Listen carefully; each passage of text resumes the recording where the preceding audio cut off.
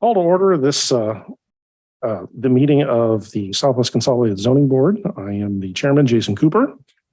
First item, it is June 28th, 2023 and 6:30 p.m. First order of business is to do a roll call. John DeGrand, Present. Harry Atwell, Present. Donna Getzman, Present. David Wolf is absent. Randy Hutchins on Zoom.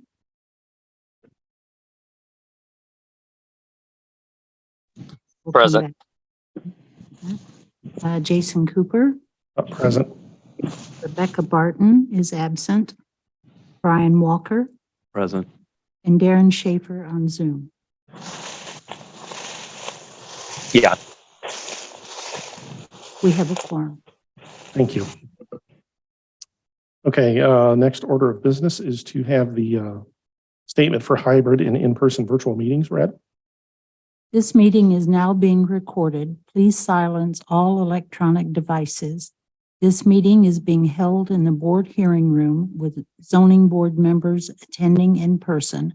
There is also an option for virtual attendance on Zoom webinar. If you are using Zoom, you may participate in the meeting using your computer, telephone, or other electronic device. For Zoom participants, chat will be disabled once the meeting begins. If you have trouble with Zoom, please call 913-715-9666. If you would like to speak, please use the raise hand function in the Zoom app to notify planning staff of your desire to speak. To activate this function, click raise hand in the webinar controls at the bottom of the screen. By telephone, you may raise your hand by dialing *9. Please do not utilize the raise hand function until the start of the agenda item about which you desire to comment. We will take comments from in-person attendees first, followed by Zoom participants. The moderator will call on individuals who have raised their hand.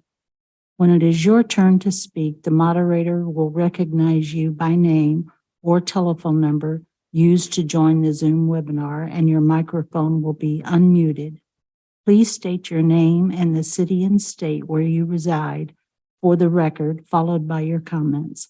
All public speakers will be limited to 3 minutes unless the chair designates a different time period in order to accommodate all the speakers. If you share concerns, comments, or points made by others, please refrain from repeating those comments and instead note for the record that you agree with a previous individual's comments. The chair may modify these procedures as needed to conduct an orderly and efficient meeting. For board members, staff, and presenters, please state your name every time you begin talking, and please speak into the microphone so that people attending via Zoom can hear you and so the comments can be transcribed for the record. This is a public meeting. We are presenting live and recording the meeting. Thank you, Mr. Chair. All right, thank you. Okay. Agenda items. Do we have any adds, deletes, revisions, or approve agenda items? No? All right. Thank you. All right. Disclosure of conflicts of interest. Okay. Also disclosure of external contacts and or discussions. Okay. All right. Next item is the approval of the minutes from May 24th, 2023. I assume everybody's read it, and if anybody doesn't have any issues with it or revisions of it, then be open for Brian a motion. Walker, I move to approve the board minutes from May 24th. Harry Atwell, second. Okay, I have a motion and a second. All in favor, say aye. Aye. All opposed, same sign. All right, motion carries. Minutes approved. Okay, next item is board reports. Mr. Penley, do you have Yes. reports from the board? Thank you, Mr. Chairman. Sean Penley, planning staff. Updates for Board of County Commissioners actions at the last meeting for this zoning board, which was, I should know this, In May. May 24th. There were 4 applications considered, rezoning, preliminary plat, and final plat for Steel Waters, properties at Gardner Lake. Final plat for Mulberry Hills Estates at 151st and Gardner Road. Final development plan for New Century Commerce Center, Building B2, and a preliminary plat and final plat for 29235 West 152nd Street. All those cases were recommended for approval by this board, and they were all approved by the Board of County Commissioners at the meeting last Thursday, June 22nd. That's it for Board of County Commissioners actions. I could give an update for Planning Commission actions as well. Planning Commission and the zoning board consolidation. Sure. For the Planning Commission. Yeah, do that. Yeah, one next. yeah. So we had a meeting last night, June 27th, the Planning Commission. At that meeting, we had a public hearing for amendments to the accessory building regulations. This was the recent update by the Planning Commission, and as staff had presented updates for accessory building permits in the county, and for what was previously required, a conditional use permit. We already had an amendment to those regulations to address previous conditional use permits, which essentially transferred them over to the new accessory building use permit. That's what the purpose of that amendment was for. We'll be notifying owners that have existing accessory buildings that required conditional use permits to update them on that, the new requirement for accessory building use permits. In addition, we also had the annual comprehensive plan review. The Planning Commission considered those updates that staff presented, and the Planning Commission recommended approval of the annual update. And then we had updates regarding the New Century Air Center, Executive Airport, land use compatibility plans. And that was it for Planning Commission's actions. I will note too that the meeting for July has been canceled for the Planning Commission, so the next meeting will be in August.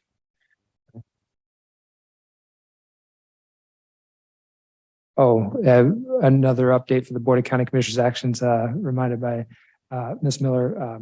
The Board of County Commissioners also last week approved the update to the rural comprehensive plan regarding the Northwest area, which is the area around the Sunflower Army, the former Sunflower Army ammunition site.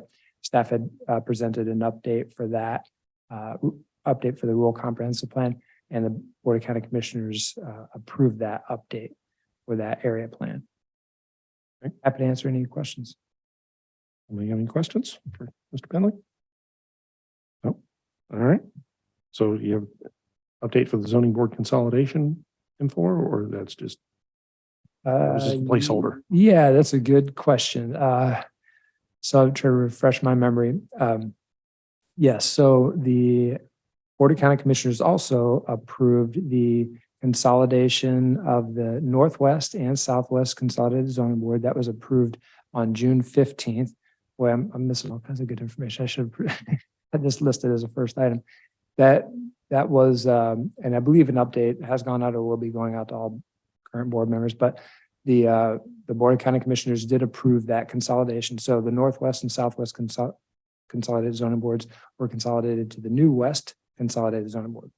That will be in effect on August 1st. So this board will still meet one more time in July, and we do have a case scheduled for the next meeting next month, but it will become effective, this new consolidation in August. So we anticipate having that board seated, appointments and seating of the new board, I believe at the end of July or beginning of August.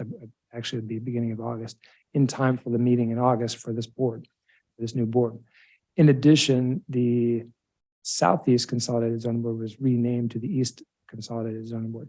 There is also, as part of that change in name, new appointment processes and composition of the board essentially will still be the same. There'll be 7 board members, and that will be the same for both. They'll both have the same general bylaws requirements, but there will be a new name for both. There will be an East Consolidated Zoning Board and West Consolidated Zoning Board, and will become effective in August. Happy to answer any questions on that. Anybody else have any questions? Nope. All right. Okay. That brings us to the business before the board. Application SW 23-0001 ABUPGA accessory building permit for 19500 Clare Road. Staff has a presentation for us. Thank you. This is Karen Miller with planning staff. And so this is the very first accessory building use permit, ABUP for short. So accessory building use permit. I'm still getting used to saying that. And so as Sean mentioned, this is recently adopted. It was adopted in March. And essentially it is like the previous conditional use permit for an oversized accessory building with two exceptions. The first exception is that there's no term. There's been a lot of bad energy about people having to come back to renew their accessory buildings. We've never before turned down a renewal. And so just by everybody's consensus, we came up with this ABUP. And then the other thing is we took the time while we were changing that to look at the size requirements, the maximum size allowed on properties that are less than 10 acres. And we've just been having a lot of conditional use permits over the years.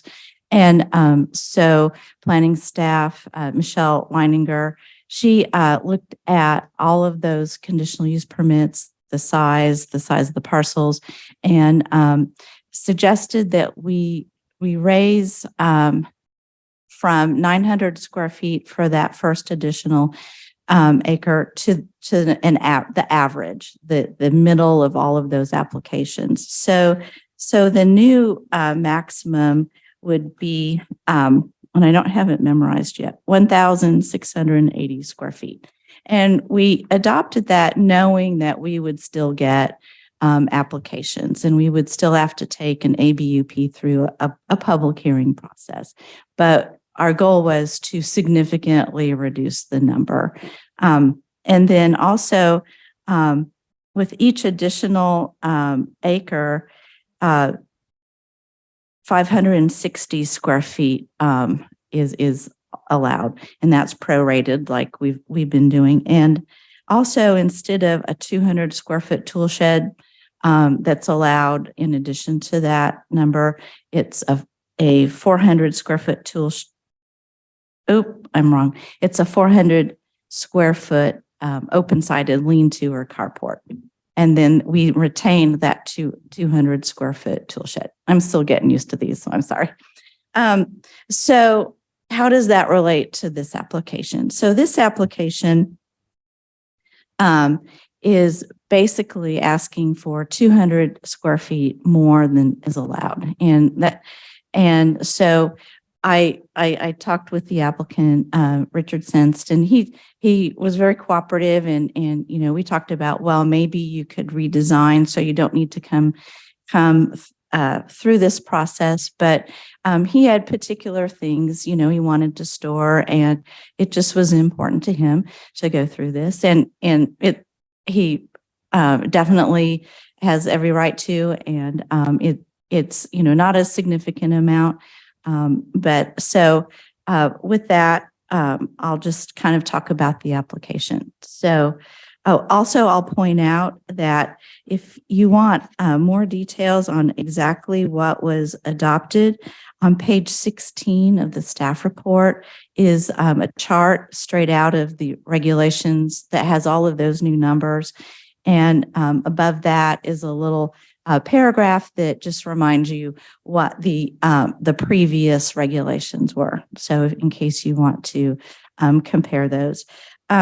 So this particular application is to construct a new accessory building that's 2,688 square feet, which is a 42 by 64 building with a covered porch that's 12 by 16, that's 192 square feet.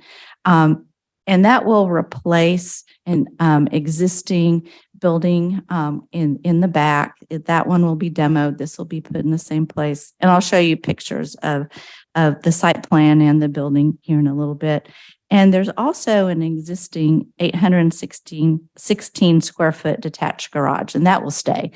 And that the detached garage that's staying is up by the house, and it has the same materials and facade and similar to the house. So just to show you the area, this is the general location. Here's the applicant's property with the red star. Here's 191st Street. Here's Clare Road. And this local road is 196th Terrace. And so I'll point out that this is a little subdivision that was done quite a while ago. This is part of that subdivision, except that the applicant's property takes access off of Clare and does not actually front or touch onto the local road.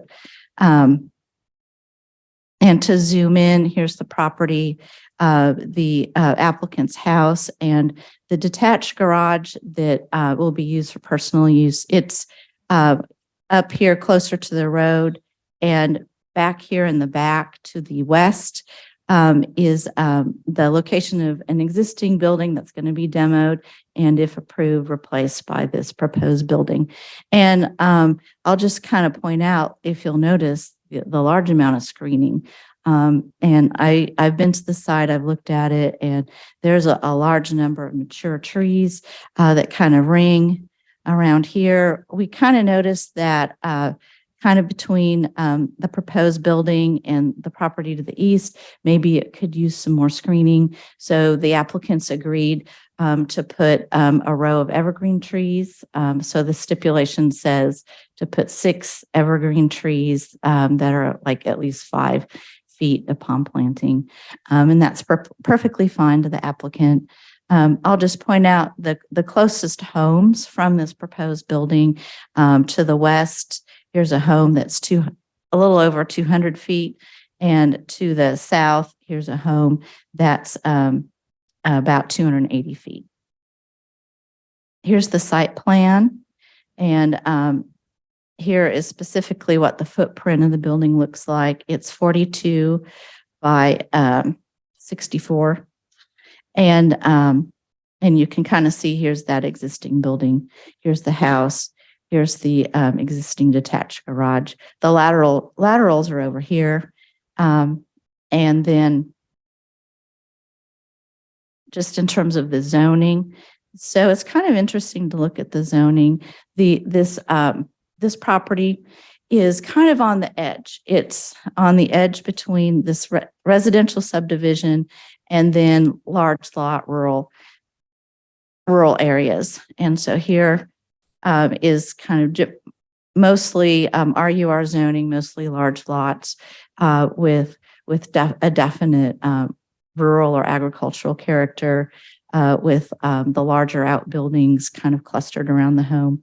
And then just for example, within the subdivision, there's some kind of similar buildings in that there's kind of utilitarian or agricultural character.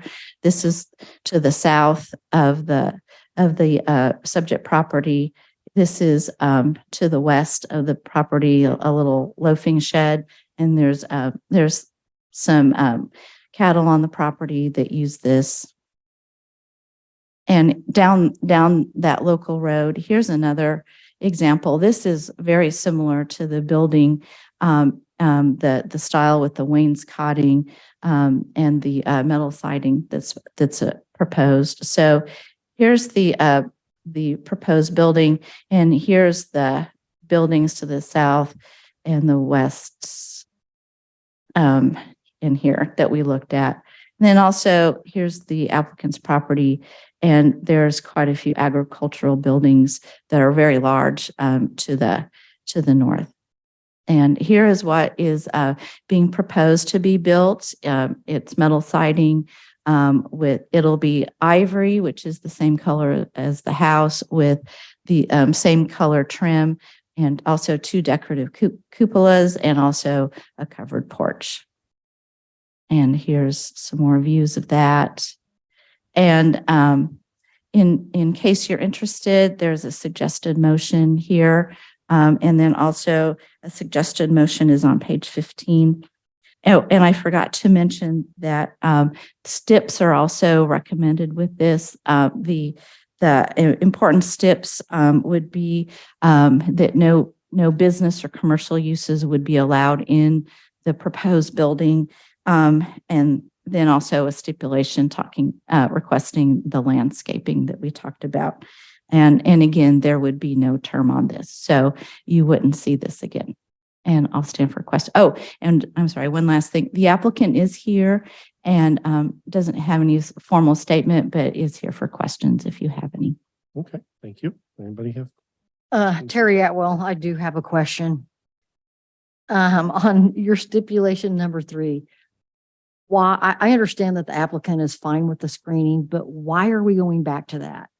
Like, these are rural properties. There are trees everywhere. Pole barns are everywhere. It's not like it's a sightly sore and needs to be screened. Because I will go back to the same issues that I had before when there was screening required for buildings, which I do not like. Because if they're on a 25-foot building line and you're screening evergreens between that building line and the barn, eventually those trees are going to cause a problem that you can't maintain between the trees and the barn, or the trees hit the barn and then the trees take off the color of your metal. So I don't know how y'all feel, but I am not an advocate for the screening. I think it's unnecessary and it's an expense that, like, there's no need to screen that. I was out there and looking, and the north, south, and north, south, and east sides of the building were definitely very well screened, set far from glare. And I looked at, the view of, let me look. But let me caveat this, it's certainly an option to remove that stipulation. I'm just telling you kind of why I put it there. But if there's other ways of looking at it, that's definitely fine. So here's where the building would be. It'll be 25 feet, like you said, from the property line. And here's the house. Now here's the pool. The pool does have a 6-foot privacy fence, wood privacy fence. So pool is screened from views. Here's that loafing shed that I showed a picture of. There's some cattle on the property. There's another pretty large agricultural building. So that's what I was looking at. And, as the planner there, having the first stab at the application, this is here for you to use if you would like it. Absolutely, Terry Atwell again. And I appreciate it because you guys go to a lot of trouble, and I'm not trying to take that away from you, but I'm just saying we all live in the country and there are barns everywhere. I mean, mine is directly visible to the neighbors and theirs is mine. And I just feel like in today's, 2023, we shouldn't be requiring that. It's not unsightly. It's a beautiful barn. And I feel that down the road, those evergreens are going to get big enough, they're going to cause a problem. So if I end up making the motion, I'm going to remove number 3. Brian Walker, my only question was the stipulation discussed with neighbors? Yes.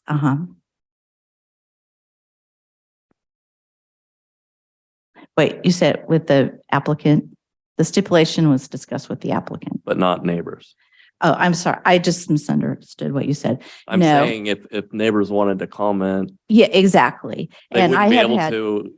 I haven't had any might not calls care about if there this. was. I've not been contacted. So yeah, so, we'll wait and see if people speak when the public hearing I was saying, opens. Jason Cooper, my take on it is the existing building is pretty much in the same spot, Mhm. same screening setup currently. do you need to change it?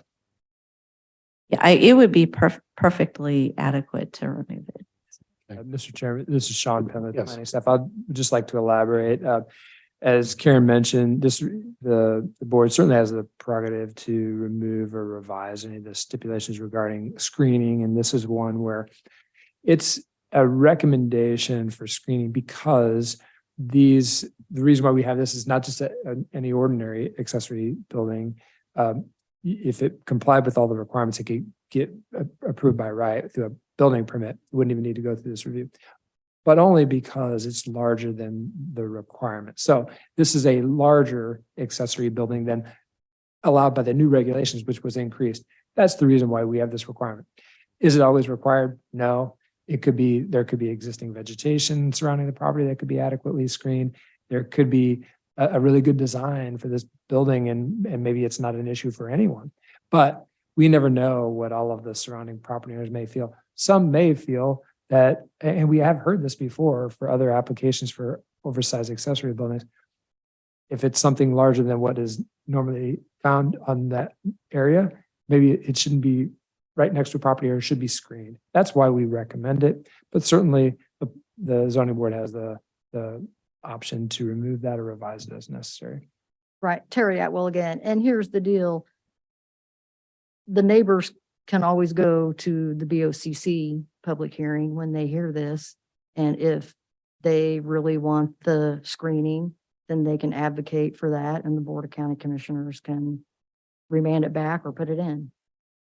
Yes, and Jason Cooper, let's also, I don't know if we have anybody that wants to make anybody on Zoom or anything that wants to make a public comment that is a neighbor or something and has some input. We could do that, or we get to that point. But does anybody have any questions? Other questions for staff? None. No? Okay. And you said the applicant is present, but Yes. agrees with The your with applicant's staff. Okay. present. You have any questions for him? Do you have any questions for the applicant? No? Okay. All right. All right. Do we have any comments or anything from the public on this issue? Either, in person first. Doesn't look like no one. Okay. Anybody on Zoom raising their hand or? No one on Zoom has their hand raised. Okay. All right. Just want to make sure that everybody on Zoom gets a chance.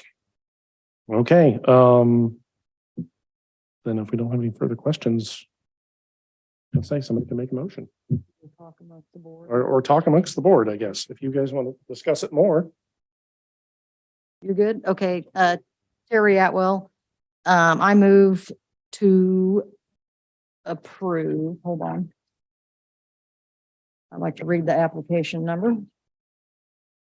I move to approve application number SW 23-0001 ABUP parentheses GK, sorry. For an accessory building use permit to allow an oversized accessory structure on the subject property for the reasons and subject to the stipulations recommended by staff, except for removing stipulation number 3. Aaron Schaefer, Second. Oh. Okay, we have a motion and a second. So all those in favor, say aye. Aye. Aye. Okay, all opposed, same sign. Motion carries. Mr. Penley, when will that come before the Board of County Commissioners? Yes, I think Karen Miller has that date. So this will appear before the Board of County Commissioners on July 27th, 2023 in this same room, the Board of County Commissioners hearing room, 111 South Cherry Street. And the meeting will start at 9:30 in the morning. Thank you. All right, thank you. Okay. Yep, Ahead, Mr. Penley, you got something? Yes, Mr. Chairman, on the other business, we did have someone sign up for public comments for this evening's meeting, so I think we would want to open that up to anybody if they have general. Okay, that's fine. We can have, if there's somebody who wants to do public comments, absolutely. Yes, please step up to the microphone and state your name, give your address. I'm Ryan Gillespie. Address is 39365 West 191st Street, Edgerton, Kansas. And I would like to present an issue that has come arise when I was trying to apply for a building permit.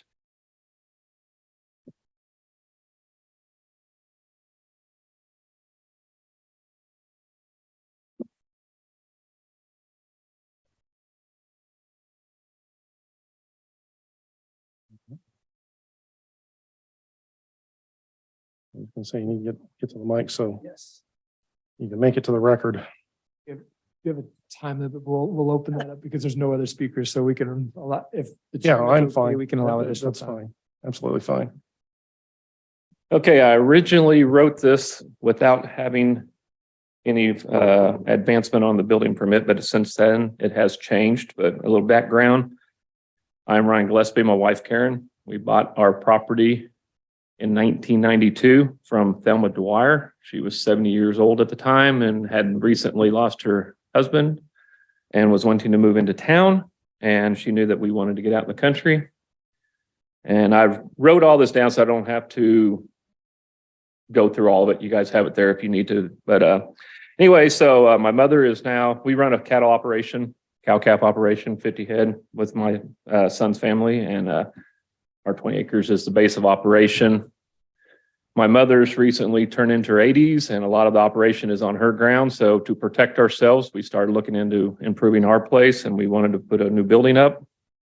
Contacted QSI in March, went through that process, got under contract, and then QSI rep Mike informed us that we would have to have a demo permit from the county, which I was not aware of. Thank you, Mike.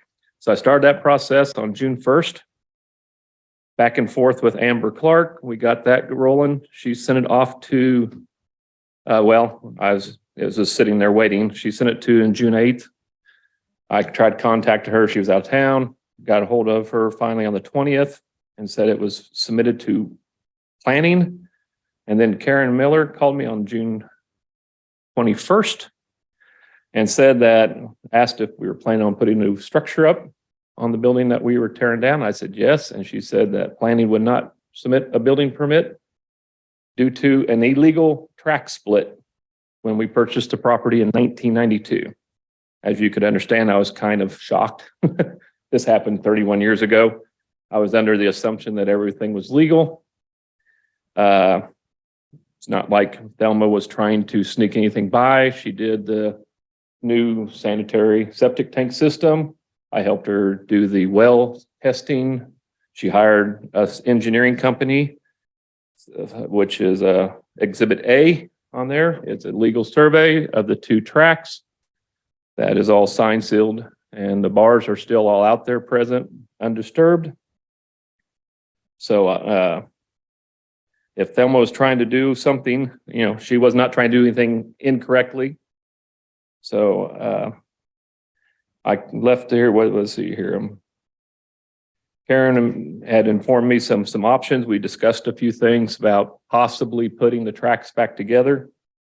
I talked to my mother, who is the owner of the other 20-acre tract, and she didn't feel comfortable with it. After talking with her, there's other implications. There's gift taxes. There's things down the road financially with Medicare and Medicaid if things go awry, and dealing with my siblings may not look good. So I basically took that off the table. And back and forth, and she told me, I asked her who her supervisor was. She gave me Jay Lipnick's number. Did I say that right? Sorry if I didn't. And talked to Jay. Well, left some more messages back and forth, got with him. And in between all this, we were trying to get the loan. We were signing on the loan on the 29th, which was a Friday. And so I never made contact with Jay till after the meeting, after our closing. I talked to our bank and to our title company and they felt comfortable going forward. We had legal deed of the property. Zoning was a different issue. So we closed on the loan. And then so it happened circumstance, I got a hold of Terry Atwell here, and she informed me of other previous instances that have happened in the past with these old tracks that were not conforming to the track splits, and gave me some better options other than platting or doing some kind of deed transaction. So this is kind of where we're at. Jay called back and he wanted to get with Karen, and I'm kind of lost here. But anyway, one of the discussions we had with Jay, I thought that we were on the track of getting an administrative override done. And I felt a lot better Friday afternoon when I received that information. And then Karen called me later Friday afternoon and said she had talked to Jay again and he would approve the track merger. I said, well, I talked to Jay and I told him that's off the table. And I asked him about the survey that I emailed him, if she had seen that, and no. So I left a message with Jay again saying we had some miscommunication between all three of us, and never called back. And which he was originally going to call me on Monday. Then Karen called me Monday and said they ran it through legal. And since it was an ag permit, they were not going to hold it up. So well, she said it's off into codes now, I believe. So still pending application. So I think we're on the right track to get the building permit, but she informed me that the 20-acre tract will still remain illegally split, which is not setting well with myself. She said something about my mother's 20 acres could probably be rectified because it was stamped at the record of deeds first, which I was told in the beginning of all this that the deeds didn't apply to zoning, but now the deeds do apply to zoning. It's confusing, but we're not merging the two properties together at any time soon. The plan is, I talked to Karen about this. We were just throwing things out, trying to discuss getting a path work going.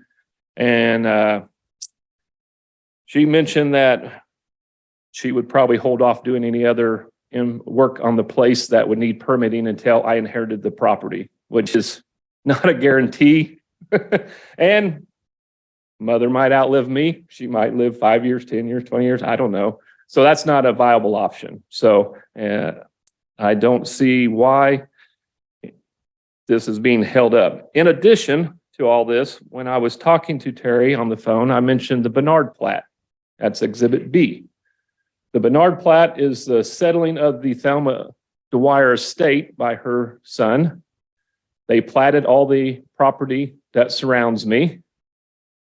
The survey company used all of the survey pins, except for the front ones along our property, for the survey. I don't understand why zoning and planning didn't catch this error in the first place during the zoning process. And if they had caught this, it would have very financially, very small amount of money to add this to the survey, to the plat. The Dwyer family, who was the original sellers of the properties to us, would have been in charge of it, could have settled it all right then and there. So they missed an opportunity there also. So my understanding is it's the seller's responsibility to follow the zoning laws. It's the planners and zoning responsibility to enforce the codes. None of it is ever the buyer's responsibility, but all of a sudden now it's my responsibility 31 years later. So don't seem quite fair. So I don't know what the next steps is. I'm not going to let this die. I cannot leave this hanging over my property. If we choose to sell at some point in time, I'm legally and morally bound to present this at the time of sales, and would hurt the property value of the sales if something like that is lingering over it. And worst case scenario, I would just let it go, leave it to my children to deal with at some point in time. And they're in the same position I am currently. So I would like to get some kind of resolution done.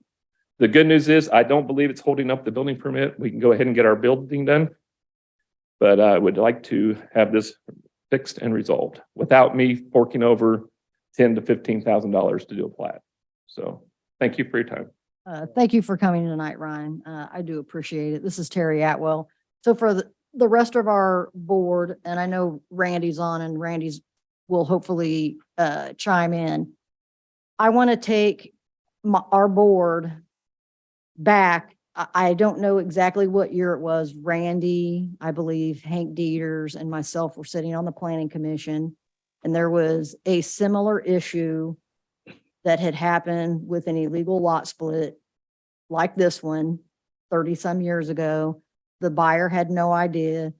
The planning commission, if my recollection is right, I don't believe you were here, Sean. The planning commission had extensive talks with the planning staff trying to resolve the one that Randy had brought forward because a constituent came to him about it. I thought that if another one of these illegal lot splits from 25, 30, 35 years ago came forward, I thought there was already an understanding that the planning staff was going to work to try to do them. I would say like administratively, because as long as there was no,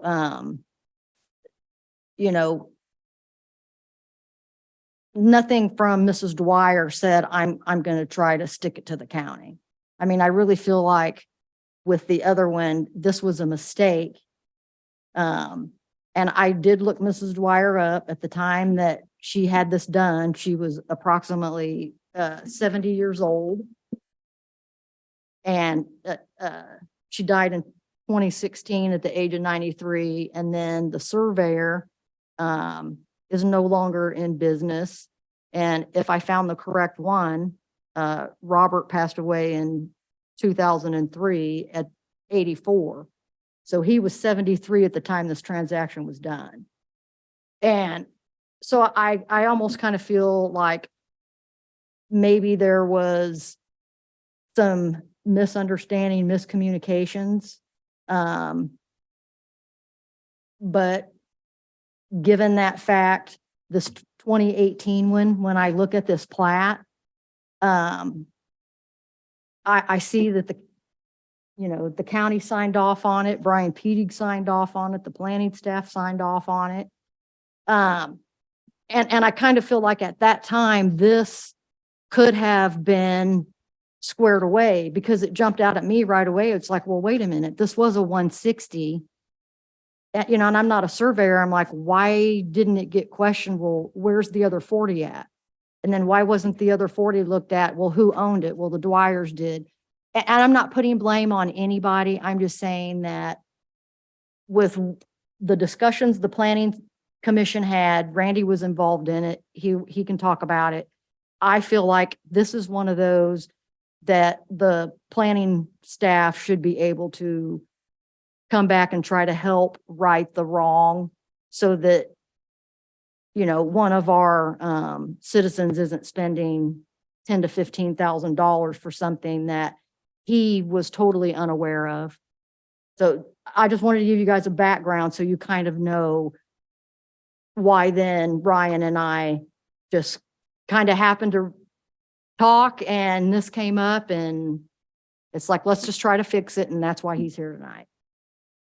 Brian Walker, can you clarify the issue, I guess? So is what's supposed to be track 2 and track 3, they don't exist? This They is weren't Karen Miller. split I can explain the situation if you'd like for me to. And for a 5th grade? And Mr. Gillespie's done a great job of summarizing it, but it's our regulations and just the whole process. It's a lot to take in. So I understand that. So this division occurred in 1992. So back when this was divided, the regulations allowed one track split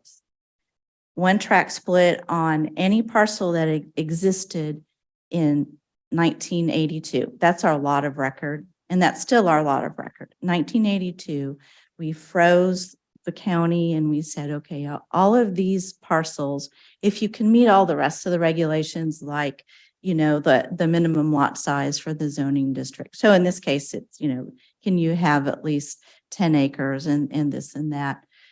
So all those parcels that we froze and looked at in 1982, you can get one administrative tract split. And then any other divisions of any of that land would be required to be platted. So you get your one administrative tract split, and then moving forward, anything else has to be platted.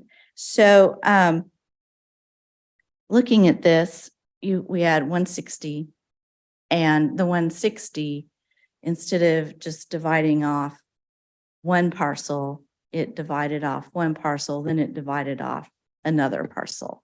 I mean, those 220s, they were filed the same day. There's a timestamp. So it's splitting hairs, but so the parcel on the east, that was filed first. So that could have been a split that we could have approved if the Dwyers and the other parties had come to the planning office and it had done a tract split application. And like you said, it seems like the Dwyers really intended to fulfill all the requirements that the county had. They fulfilled all the requirements for filing a deed, but they didn't come to the planning office. And so I did all my research. I looked everywhere. And I, just in case I was wrong, I asked Mr. Gillespie, do you know of anything else? Sometimes there's a contract for deed that we'll honor that hasn't been filed, stuff like that. But so getting back to this, in 1992, there was 160 acres. We could have approved the 20 acres and then the remaining 140. Or we could have approved 40 acres and the remaining 120. And so we're willing to recognize, that east 20-acre parcel. We can do paperwork and we can say this was a recognizable tract split. But unfortunately the 20 acres that Mr. Gillespie is on, I don't have anything just to outright recognize that as a parcel that conforms to our zoning regulations. And the problem with a parcel that does not conform with our zoning regulations is that it's not eligible for building permits. With an exception, agricultural uses are exempt. So I worked with, Jay and Sean in legal. And so we went ahead and we determined we can approve Mr. Gillespie's building permit for his barn because it's agriculture. But that leaves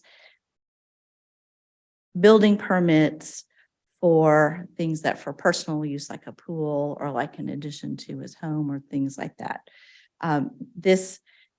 This parcel, we cannot approve building permits at this point in time.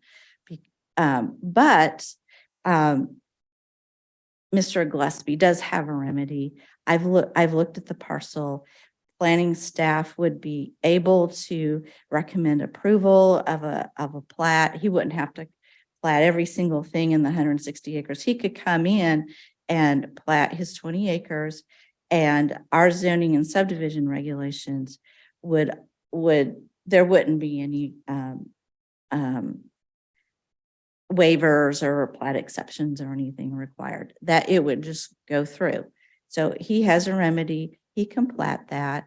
And we wouldn't even, because the frontages would be greater than 600 feet, we wouldn't even ask for right of way, which I know farmers don't like to do. So there's, so there's a remedy, so Mr. Gillespie is asking for, another remedy. And so I I thought some more, and the other thing that could be done, and we're just talking options. I am not twisting anybody's arm, but because we looked at this and found that we can do paperwork and recognize the east 20 acres as a parcel that conforms, that if that parcel did a lot line adjustment at some point to make one 40-acre parcel where the legal 20 acres is a lot line adjustment absorbs the other one, that wouldn't even require any paperwork. Mr. Gillespie or the owner at the time, whoever, would just have to file a new deed. Right, Put- Terry Atwell, but by you guys, I mean, I still say we need to go back to those planning commission meetings where we had all of these discussions about we are not going to penalize a person that bought property unsuspectingly with it not conforming. It's my understanding that even if he just went into plat that, it's still going to be upwards of 10 grand. I don't think that is right to force that kind of a financial burden on him. There has to be, I am going to go back to this. And Randy, feel free to chime in whenever you want. There were a lot of opportunities in this plat for somebody in the planning department to catch that and start asking questions. Because when Bernard's platted this, if somebody would, or if Dwyer's platted this, if anybody from the planning staff would have said, why is that 40 out of there? You guys owned it and sold it and we don't see anything. It could have been handled in this same plat. And you guys are drawing a black and white line. There's always a gray area. And I want to try to find a solution that doesn't punish this man for buying this property. I feel like there were plenty of opportunities to have caught this and already corrected it. So, Mr. Chairman, if I could address it, Sean Penley, planning staff. We appreciate Mr. Gillespie for appearing here and having this discussion with the zoning board. However, I would note that this is a discussion that is the appropriate venue for the planning commission, not the zoning board. So I would recommend and advise Mr. Gillespie to feel free to attend the planning commission meetings.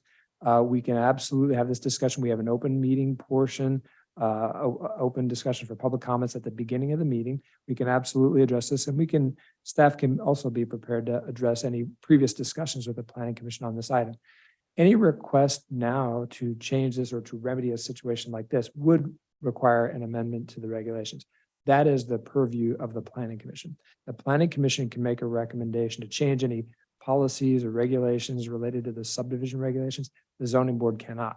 So I would encourage Mr. Gillespie to feel free to submit this, and we have it on record. We have this information. We can forward this to the planning commission with any other additional information and have a discussion at the planning commission. Unfortunately, the zoning board has no authority to remedy this or revise the regulations to allow this. If the owner wishes to submit a plat application or go through a process for a subdivision following the current regulations, we can do that as well. However, to change anything to allow this existing condition for non-conforming lots, we would have to have this discussion at the planning commission.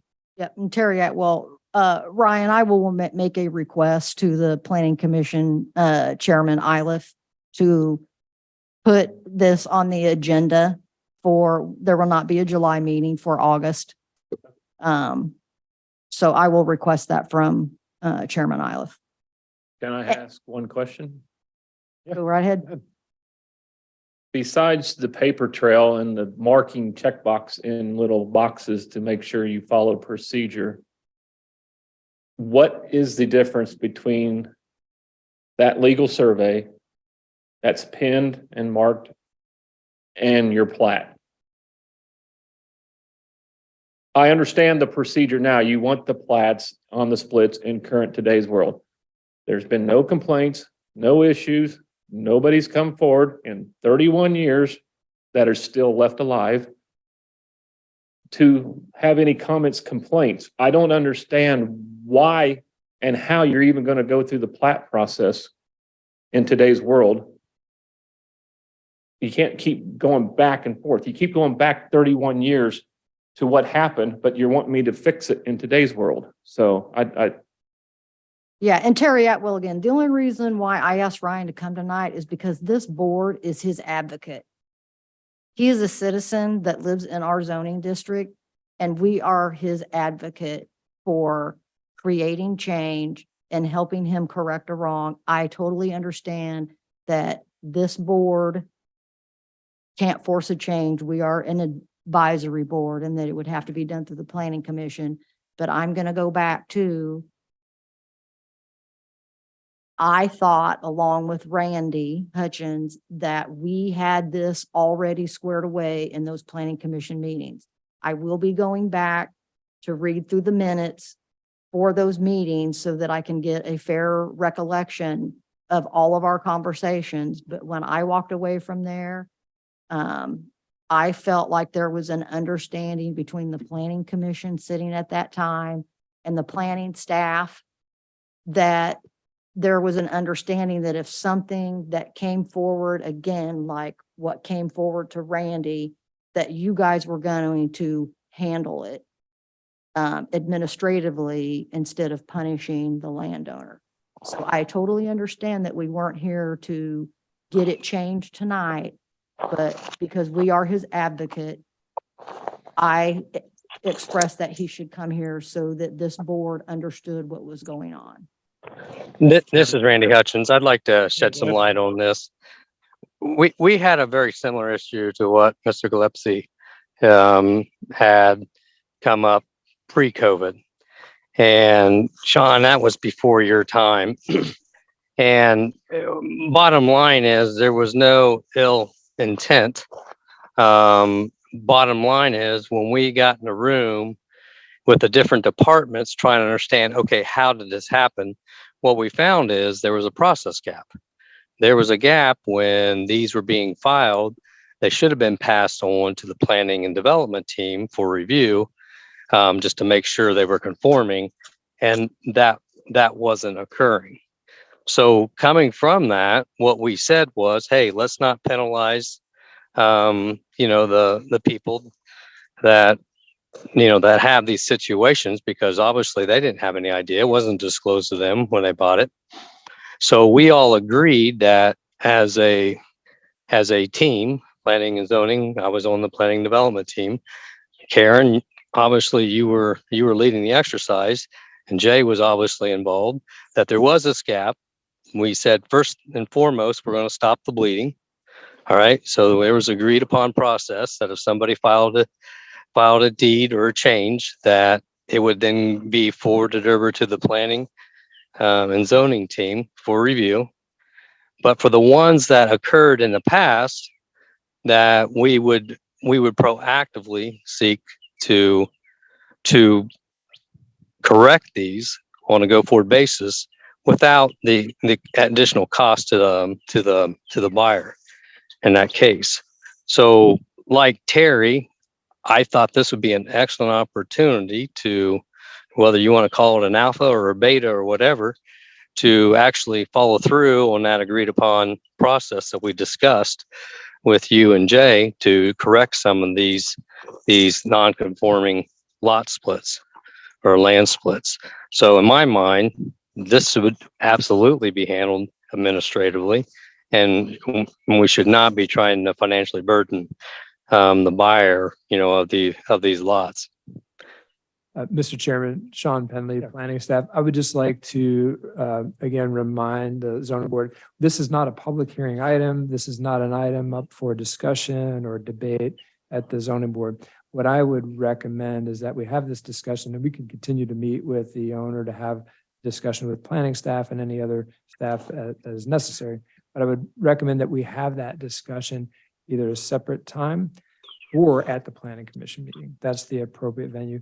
We can't speak to the previous history of the property or the intent of the request or any potential changes to the regulations at this time. So I would just ask that we have this discussion with the planning commission or separately with you. Yeah, that's fine. We can table that. But Mr. Gillespie, I understand. I myself have had a property, what do you want to call it?